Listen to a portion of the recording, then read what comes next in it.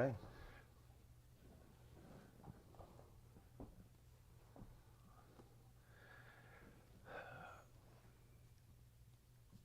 Hello, everyone, and welcome to episode 290 of Sold with Updike Pugh. I'm Jeff Updike. I am Weston Pugh, and today's show we are going to take a little trip, head to downtown Dallas, and look at an amazing two-bedroom condo in Live Oak Lofts. And in the second half of the show, we're going to talk about the development that's gone on in Dallas and some of the projects that have happened and the economic development that they cause.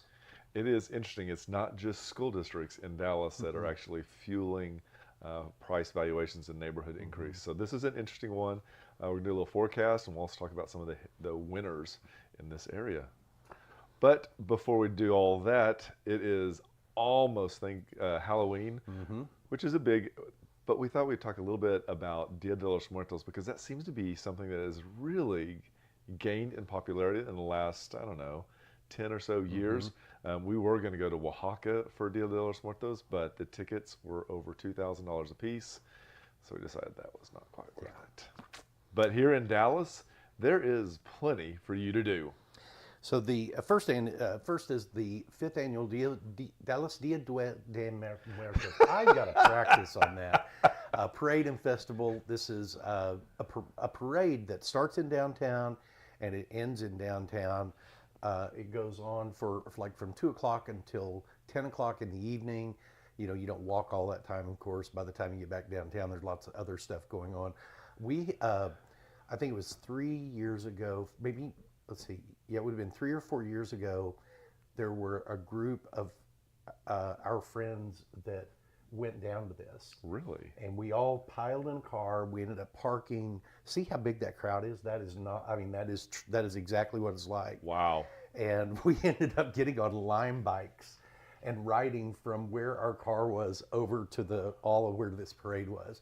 And it was such a cool time.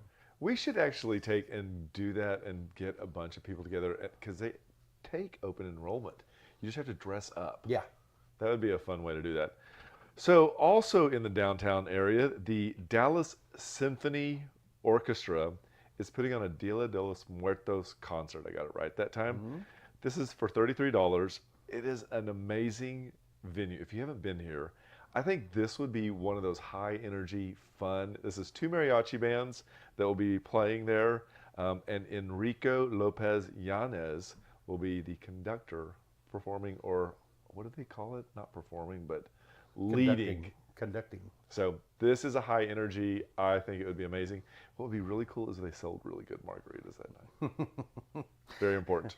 And then there's 2 other event centers that are having exhibits, and one is the Latino Cultural Center, which coincidentally is directly across the street from the property we're going to talk about. And then also the Bathhouse Cultural Center at White Rock Lake is going to have an exhibition. I think the one at the Latino Cultural Center is what you were saying. They're altars that were created by local artists for their family. Yeah. So that's going to be really interesting. We're going to have links in the comments below. Click on those. Go. I think these are really going to be, if nothing else, they will be visually stunning and beautiful. Lots and lots of color. Yeah, I would agree. I love this. So it is that time of the month for us to talk about some Market Watch numbers. So coming soons. Coming soons were down 25%. There were still 51 coming soons in Dallas County.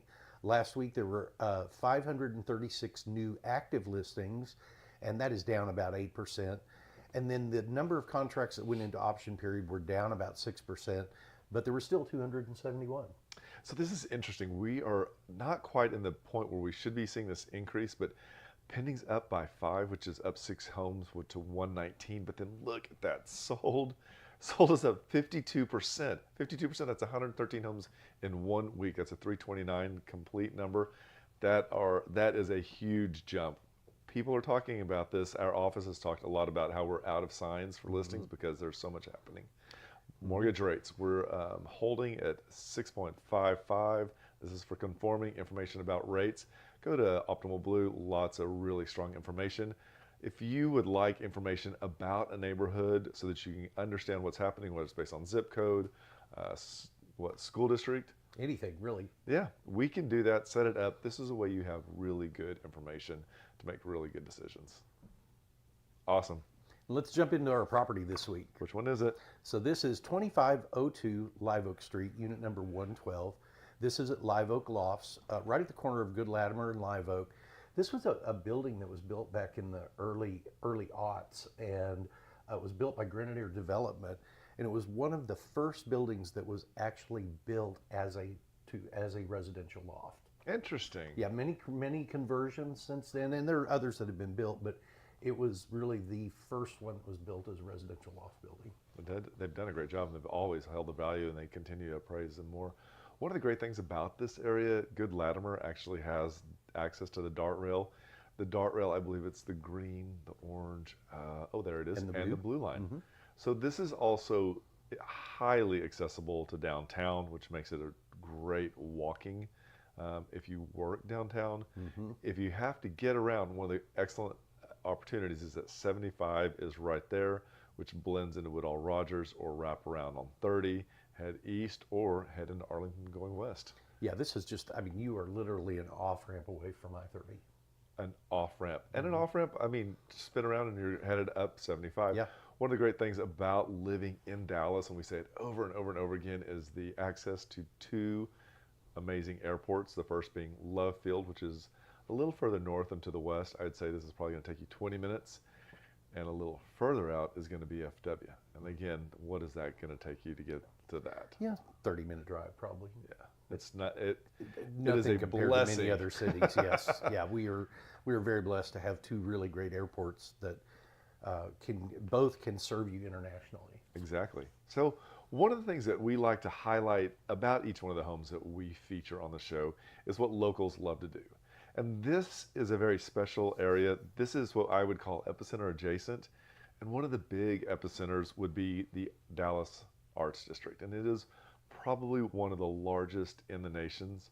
It has everything from the National Sculpture Center, Booker T. Washington for the high school, and then it has symphony, orchestra, performing, and then a lot of other elements that backfill and make this place just an amazing destination. Dallas Museum of Art, the Nasher, the Trammell Crow Asian Art Collection. And you know, because of that, I think that's what hooked and made Clyde Warren Park so fitting because of where it sits. I would agree. This was really a great example of tying your central business district to your kind of uptown business district. Yeah. I mean, many cities have this where their core of the city always has this little part of the city that they've grown to, but doesn't have direct contact, direct pathways. Clyde Warren really solved a lot of that. And we're going to see that happen over in West Dallas too with the zoo and the cliff. The other thing that we wanted to talk about was Deep Ellum itself. Deep Ellum is from the late 1800s. This has been a destination for music and for food, and it's really gone through its up and down and had its growing pains. There's All Good Cafe that we were just talking about earlier. That, you know, All Good Cafe has been there, it's probably been there 25, 30 years at least, and it started out as just this very nondescript restaurant that a lot of locals went into, and many people didn't even know it was there. And if you're looking for a great plant store, Fibonacci's is down there. Say hi to Jeffrey. He's going to take great care of you.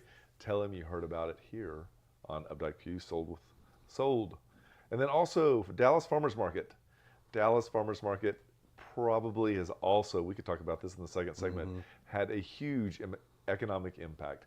I believe it was in the mid 2000 or early 2000s when they actually were approved by the city and had a huge overhaul and turned it into what was really just a small farmers market into this really great destination that has encouraged many, many different artisans to go down there and sell their wares. You've got the Shed, restaurants, and Rubelio's is also down there, taking up almost like a full city block. Yeah, Rebel's has been there it's been there as long as Farmers Market has, and they have probably the widest variety of plants anywhere in the city. And they are on display in full color. They do whoever's doing their color marketing is winning that war. They do a beautiful job. So let's jump into our property. So this is 2502 Live Oak Loft, unit number 112. And this is a first floor corner unit on the good Latimer side. And this is a 2-bedroom, 2-bath. It has 2 parking spaces, and it is in a garage. It is 1482 square feet, and it comes in at $439,000. And this is a really great unit, really great access from the parking garage that's below. I love the wide open space. These corner units really give you a lot of extra light, and in many of the units over there, they might have 2 windows together. In these living areas on the corner, 2 bedrooms, you've got 3 on one side and 3 on the opposite. And we were talking with Alicia. She's a listing agent. She told us that the building has already replaced all the windows, and they're double pane, which is really great. Energy and noise element. Here you can see how high the ceilings are, and it just really gives you a great feel. Because of the way this corner unit plays out, you get windows on 2 sides, and it actually creates this really nice centerpiece, which is the kitchen, and really allows for the house, or the unit, to actually kind of orientate itself around this. They took and did the subway tile on a vertical and actually took it all the way to the ceiling, which is a really nice, unique element. Yeah, it's a really good application. And you can see there's a pantry closet right off of that. This opens to the living room, which is such a popular thing now. It does have full-size washer and dryer in the unit, so which you've is got unique. which is sometimes unique in some of the. And one of the things here that we find not very often is a full dining room. You can see right here it seats 6, but it could easily expand. One of the great things too is the versatility that it provides you. You can see here how they've also, in that little back area, created 2 seating areas and a bar. Again, this house is perfect for Saturday morning or Saturday night entertaining. It just has that ability to work both directions. It just kind of depends on what you're in the mood for. I would agree. And finished concrete floors, which kind of add to the industrial feel. You've seen the exposed beams that are pretty much throughout the unit. It does have the exposed ductwork, which I think also provides that little industrial feel. This is the master bedroom. Looks out on the good Latimer side. I'm sorry, on the Live Oak side of the street. Love the shades are going to give you a lot of privacy. This is a first floor unit, although really the first floor is the second floor of the building. Now, what I love about this unit, we haven't said it yet, is that this is a great almost double master because of the way that the bedrooms and bathrooms are almost identical shape and size, including the closets. One of the things that I really find useful in a roommate situation is that when the bedrooms don't share walls and they're on opposite ends from each other, which is a really great way for this all to flow. And they're finished out beautifully with the granite countertops. They have wood cabinetry. As you can see, this has some of the gold-plated fixtures in it, or gold-plated accessories, I guess you would say, that kind of add to the style of it. So part of the upgrade on this bathroom is that it has a walk-in shower, but look in the mirror right there, because you can see you also have a oversized walk-in closet as well. They both have this. And this is the second bedroom. This one's on the Live Oak or Good Latimer side. Still about the same size bedroom. You've got ample room for your desk if there's a work from home situation. You do have the big 3 windows that look out and give you really, really great natural light. And then I think we'll flip around backwards and kind of look into the into the other master bath. And this one also has that really good shot where you can see into the closet and see how much space is there. Okay, again, this is not one of those houses where one person is going to be, forced into a tiny little broom closet. These are both excellent sized bedrooms. Makes life so much easier. One of the things that I love the way that this property was designed is to create the amenities on the inside. And so you have both a canopy dining and grilling and hangout area, which gets used all the time. That wisteria now has taken over that almost entire element. But you can see here you also have a fountain that feeds into the pool there, and a really beautiful skyline as well. Yeah, and being only a 3-story unit, or really 4-story building, here's where you've got the first floor parking that is all gated, so you've got really great security in terms of coming in, parking your car, walking to an elevator or walking to a stairwell and getting up to your unit relatively easy. So this is 2502 Live Oak Street, Unit 112. It's a 2-bedroom, 2-bath, 2 parking spaces. It is built in 1998. It's 1482 in square foot. It is priced at $439, and that comes in right at $296 a square foot. And we want to say thank you so much to Elisa Schroeder for allowing us to feature this gorgeous unit. So if you'd like to see any of the other pictures of this, just click on the link below. If you'd like to go take a picture of this home, just reach out and let us know. We'll make it happen. And with that, we'll be right back. Did you know there are a lot of ways you can keep up with us? For starters, every Wednesday at noon, we host Sold with Updike Pugh, live from our Facebook and YouTube channels. Our show is dedicated to featuring some of the best homes in the Dallas market and about sharing timely information about market trends. But don't worry if you missed the show, because you can always listen to them on SoundCloud, iTunes, and Spotify. Still want more? Follow us on Instagram, where you get a first-hand look at what it's like to be a realtor. It's not always previewing homes for clients or getting them ready to go live in MLS. Lastly, visit our website and you'll be able to create a custom home search tailored specifically to your wants and needs that's timely and accurate. Whether it's square foot, location, or the neighborhood, we have you covered. If you'd like to know how much your home is worth, we can help with that too. Just visit homeprice.fyi, enter a few pieces of information like your home address, and we'll email you a price. When you're ready to talk real estate, you can reach us online, by phone, or by text at 214-377-2223. And remember, we want to be realtors for life. Hi everybody, welcome to the second segment, episode 290 of Sold with Updike Pugh. I'm Jeff Updike. I'm Weston Pugh, and I thought it would be interesting for us if we talked about how major Dallas developments are impacting home values and neighborhoods.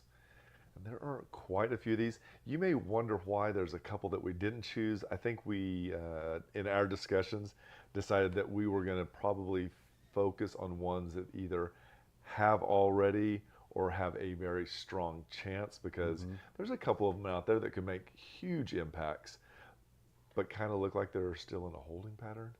And so we're just kind of got to... There's been a big announcement this week I wasn't in tune with. You were, that the Harold Simmons Park got a huge funding to get started on that. And I think the demolition of part to create the park actually began this week. Really? Yeah. So this is exciting for me. This is one of the ones that I know it's in a floodplain, and I'm so glad that the toll road is not going to go through there. Dallas voters a decade ago said, no, don't do that. Don't waste our money. And now we're going to have a park. And I think that is such a value add. I think we talked about earlier in the first half of the show how the Clyde Warren Park really bridged the design, or the business district with Uptown. Can you imagine what this is going to do for West Dallas into downtown? It's really going to be great. I mean, parts of it are already there, because you've got the Commerce Street Bridge, the Margaret Hunt Hill Bridge. You also have the Ron Kirk Pedestrian Bridge, which is the old Commerce Street that went across the Trinity, and that really connects Trinity Groves with a part of downtown Dallas, or just access right into downtown Dallas. So, which is amazing, because there are already really substantial architectural elements that kind of frame this area. And every time I think about this, I always think back to Austin, and Austin has Town Lake, and what an impact that makes for that entire area, and how people just flock to it. Now, will that ever be here? We could hope. Maybe. But, I mean, think about West Dallas. The impact over there, we're already seeing a little bit. So I went back and started looking at property values, and if you had bought some of those lots in West Dallas back in 2016, you could have paid anywhere from $57,000 to $125,000 for a lot. And a lot now sells for $400,000. And that would have just been just to hold and pay taxes. Absolutely. You could have bulldozed it and done nothing to it. Yeah. Now, one of the other things that is really interesting is to see what is the forecasted economic impact that this has. We're talking $6 billion economic development over the next, 30 years. I would say that if you kind of based it off of what the Katy Trail has done, and this is so much larger than Katy Trail, it might eclipse that in and of itself. It might. So things to think about. And we've already talked about the success of the Clyde Warren Park in our first segment, but it's another one of those that has had a real significant impact, not just, I think, on the neighborhoods themselves, but on the businesses around and the new restaurants and the addition to the arts district. And, you know, there's just not a lot of cities in the world that have bridges that are, or highways that are covered by a park. And apparently it's so successful that Houston is going to replicate it. We are just about to have two of these. There's one of these coming up in South Dallas right down by the zoo. It's amazing. It really is. We talked about the Katy Trail and what kind of impact that's had. You know, that goes, there was a lot of federal funding from the transportation department that did a lot of the creation of the Katy Trail. And this really goes from SMU, just south of SMU, right at 75, all the way down to Victory Park. And it's about a 4-mile trail each direction. Beautiful to walk. There many places they've got a lot of they have a path that is really for cyclists and pedestrians, but in a lot of areas they have another additional path that is just for pedestrians. And as far as impact, the city has forecasted that this will make an estimated $2 billion impact over the next decade, which is, again, huge. What we see coming in and around as far as commercial are the number of high-end apartments that actually have access to the trail. So it is a very unique element there. You also have one of our favorites, which is, and also most uptown favorite, is going to be the Katy Trail Ice House, which has direct access, but no longer can you just walk right in because it's so crowded now. But it is a wonderful food, wonderful vibe. They really do a good job of maintaining that restaurant and providing excellent service. So one of the other areas of town that we wanted to point out that's really had a great economic development benefit on neighborhoods is this David Weekley neighborhood that's called Oak Park. And I lived not very far from this, and so I know what this neighborhood was like, 20 years ago. And it was a rough neighborhood. It's not a neighborhood that I would walk through at night by myself. There were a couple of really huge apartment complexes that were just not great for the neighborhood. And I think the buildings the apartments were finally condemned and torn down. And that was when David Weekley purchased the land and announced this development. And it instantly generated all of this freshness going along Lemon Avenue. Like a lot of the older places were torn down. A lot of newer buildings were coming in. There's strip shops there. There's 3 really nice car washes down through there. The Bentley dealership is right there. I mean, when you got a Bentley dealership 2 blocks from your house, you're living in a pretty good neighborhood. And it's interesting because when these first came on the market, I was a little bit skeptical. I thought, whoa, that area is a unique infill product for a big business or a big developer to come into. And they started, in the mid-3s. And I thought, how are you going to get mid-3s for this area?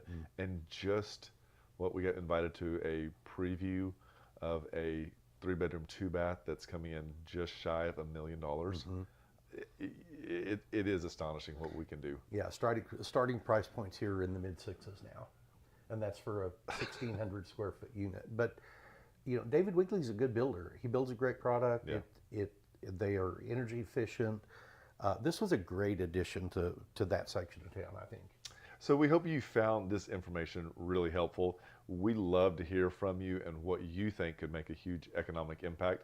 We did not hit all of them because this is a short segment, but if there's something you'd love to know about or just are curious, let us know because we'd love to talk to you about that. And just remember, we want to be your realtors for life.